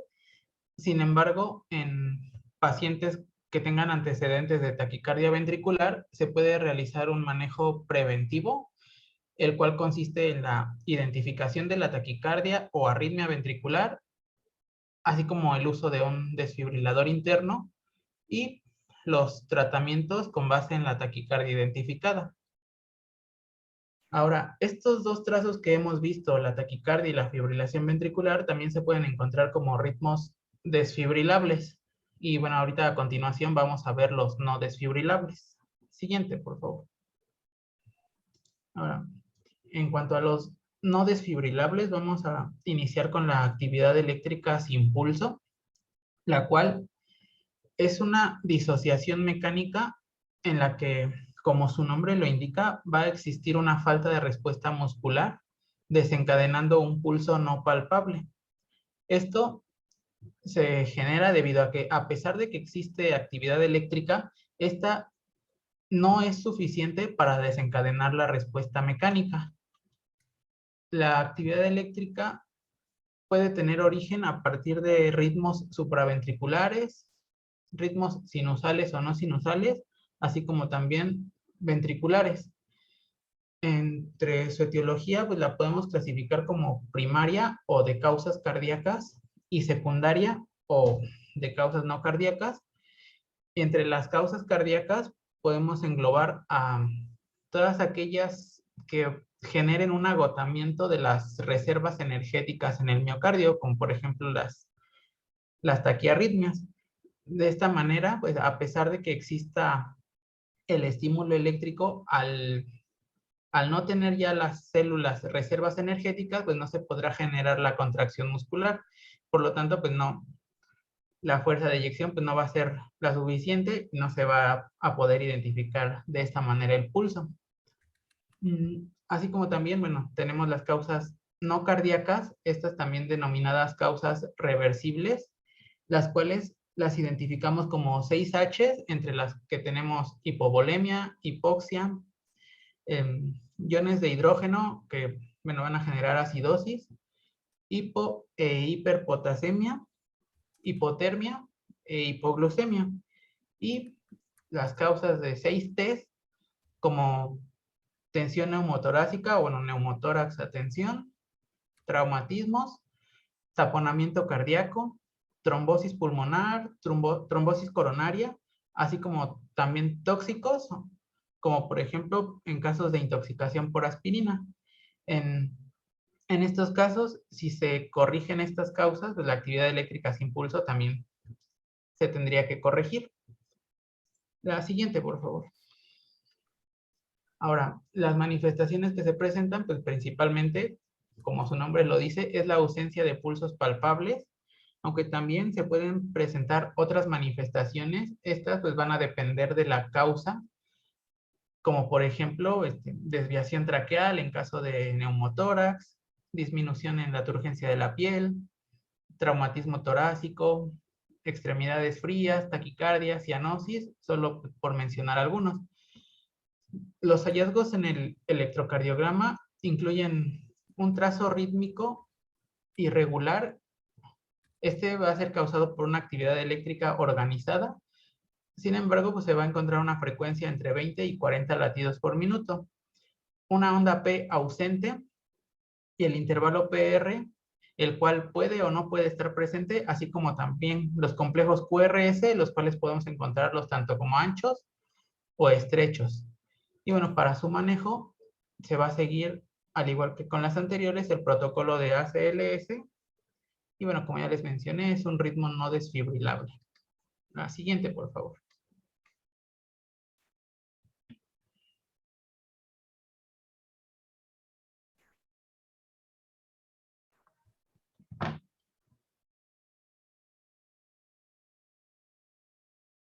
Ahora ya por último, vamos a hablar de asistolia, la cual se va a definir como el cese de la actividad tanto eléctrica como mecánica del corazón. Esta va a ocurrir cuando hay un deterioro de los ritmos ventriculares, los que vimos anteriormente, así como también un deterioro en la actividad eléctrica sin pulso. Estos pues pueden cesar y convertirse en asistolia. La asistolia puede surgir por la descompensación de un paro prolongado en el caso de una fibrilación ventricular, así como también pueden desencadenarse por un intento de desfibrilación en taquicardia o en fibrilación ventricular. La asistolia va a resultar de una falla en el sistema eléctrico intrínseco del corazón, aunque también puede ser causada por razones extracardíacas, entre las cuales pues incluimos las 6H y las 6T que mencionamos anteriormente.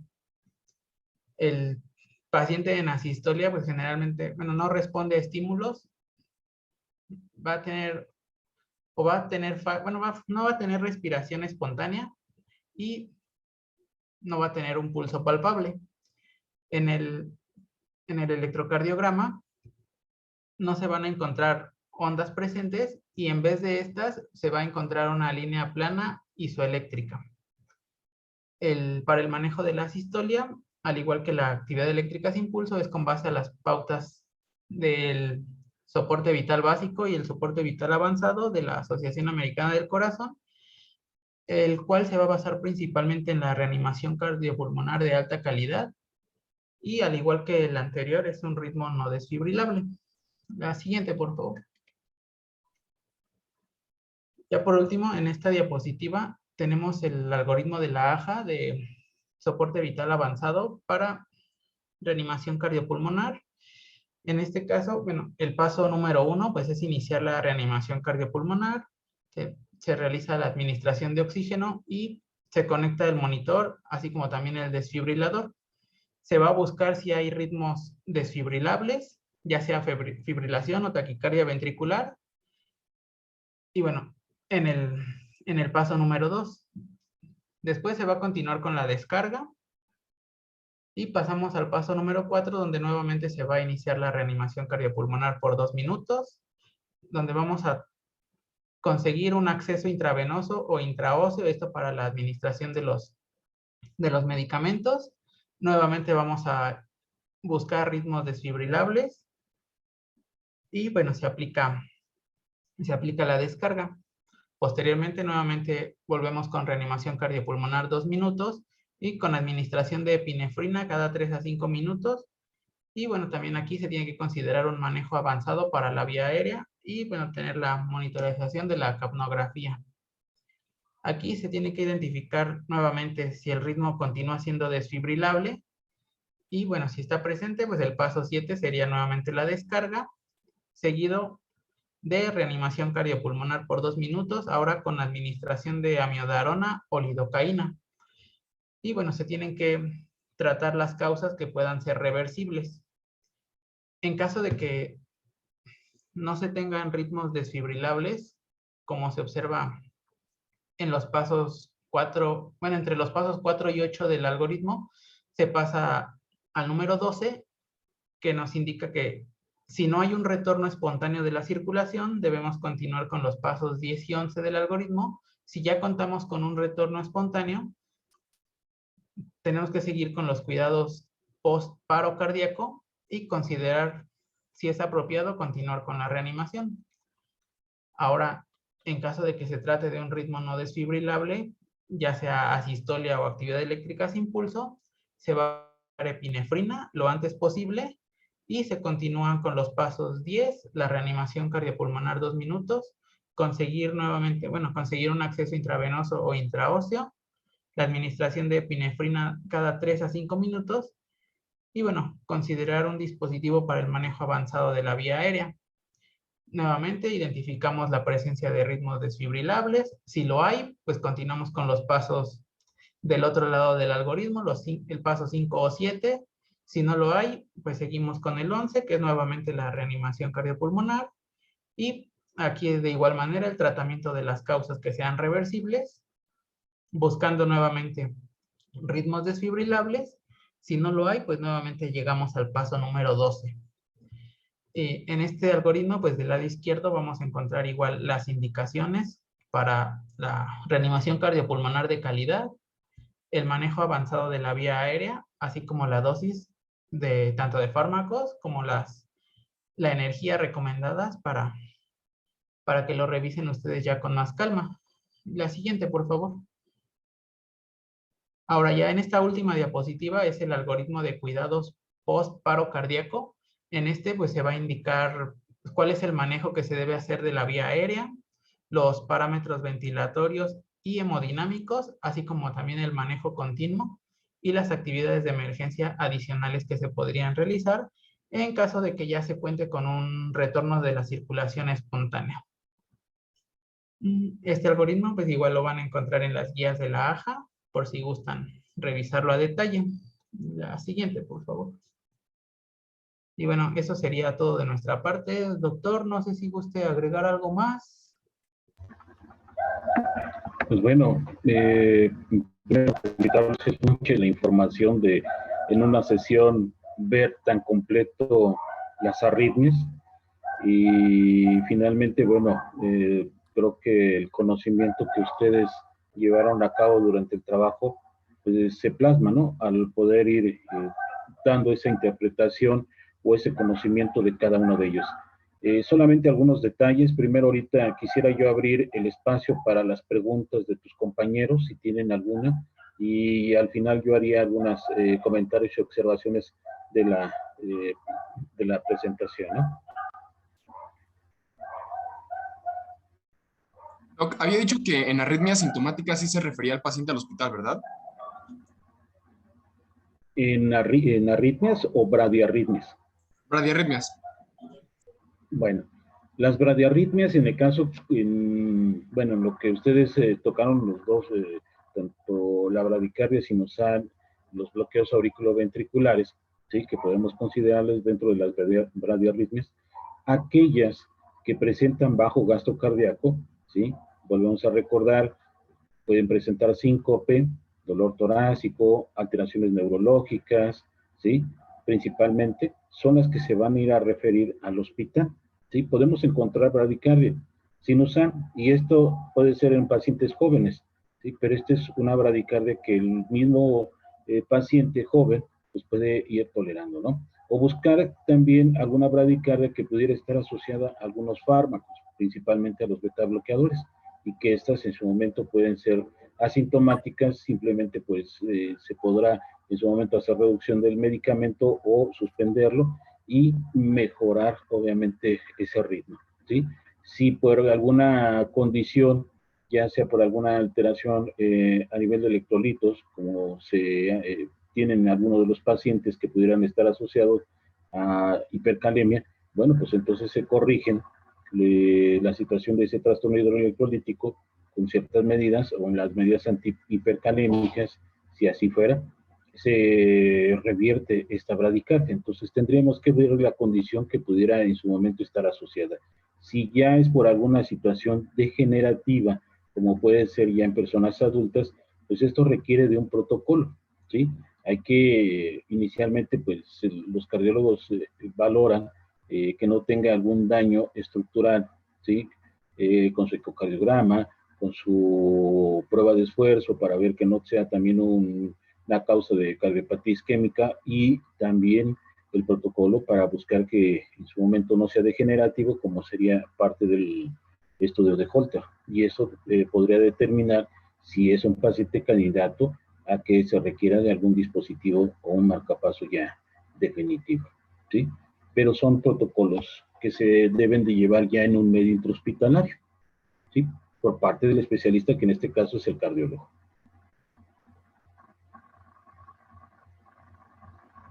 Ok, Doc, gracias. ¿Sí? ¿Alguna otra pregunta? Que no, todo ¿No? bien. Bueno, nada más ahí la observación en cuanto al algoritmo. No sé si puedan regresarlo. Ok. Ahí en el algoritmo, exactamente. Ese algoritmo, efectivamente, algoritmos son universales. En este caso es el algoritmo de paro en el paciente en el adulto. Este algoritmo es un algoritmo universal. Actualmente, pues estos algoritmos cada 5 años se van actualizando por todo ese consenso de expertos que se van teniendo en una reunión y que se van dejando con unos lineamientos en forma universal, ¿sí? Eso en base a la experiencia en cuanto al manejo de la reanimación. Entonces, este algoritmo que está actualizado del 2020, obviamente, pues aquí nos da la pausa de identificar las arritmias que son desfibrilables. La observación que yo hago aquí es que es taquicardia ventricular sin pulso, ¿sí? ¿Por qué? Porque también tenemos taquicardia ventricular con pulso, que también fueron las que mencionaron anteriormente, y esa taquicardia ventricular con pulso se trata farmacológicamente o con cardioversión, pero estos ritmos, la taquicardia ventricular sin pulso, la fibrilación ventricular, la actividad eléctrica sin pulso y la asistolia son ritmos de par, que son lo que conjuntamente llamamos arritmias letales, ¿sí? Las dos primeras que yo acabo de mencionar son las que finalmente se utiliza terapia eléctrica, que es la desfibrilación, al igual que la combinación con la RCP y el uso de los vasopresores, en este caso la adrenalina.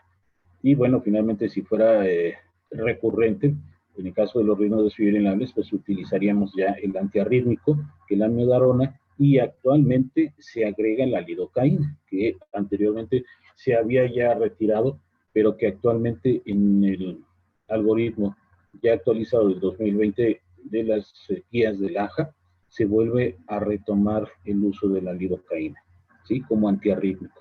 Y bueno, la otra parte que serían los ritmos no desfibrilables, que la sistolia y la actividad eléctrica del impulso, se maneja la RCP y en este caso el vasopresor, que es la adrenalina, ¿sí? Obviamente que por ahí tenemos las situaciones del manejo del uso del desfibrilador.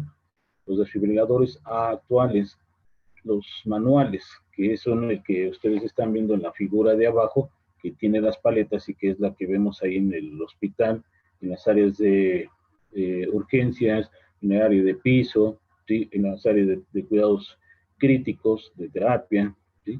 Este aparato pues finalmente nos va a poder permitir utilizarlo como el monitor desfibrilador.